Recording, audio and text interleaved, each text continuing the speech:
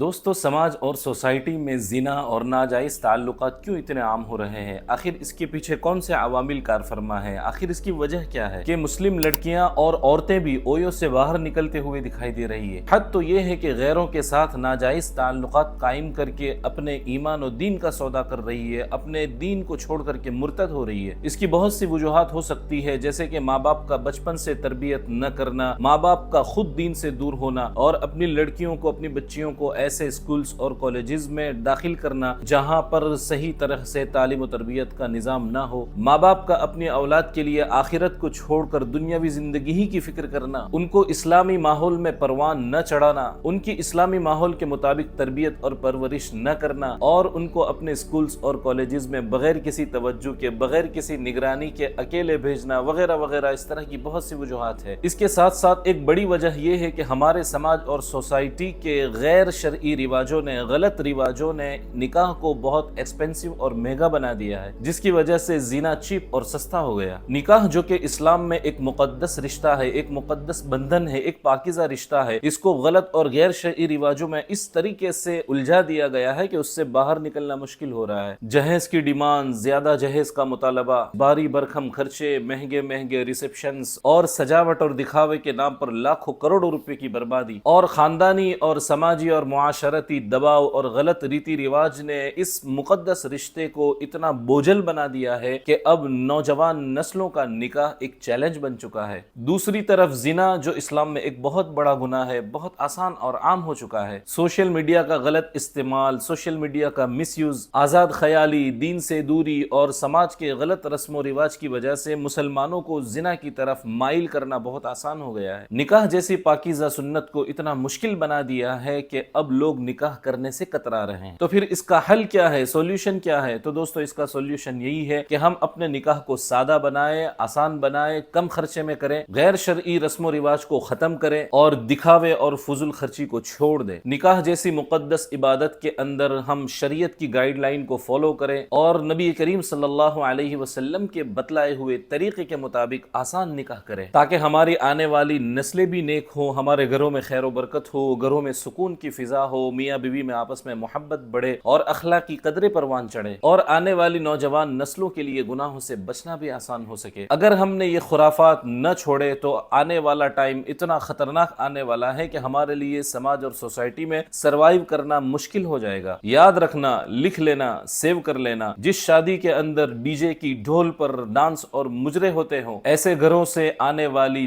نسلیں مجرے کرنے والی اور ناچنے والی ہی پیدا ہوگی۔ اللہ پاک ہم سب مسلمانوں کو صحیح سمجھ نصیب فرمائے۔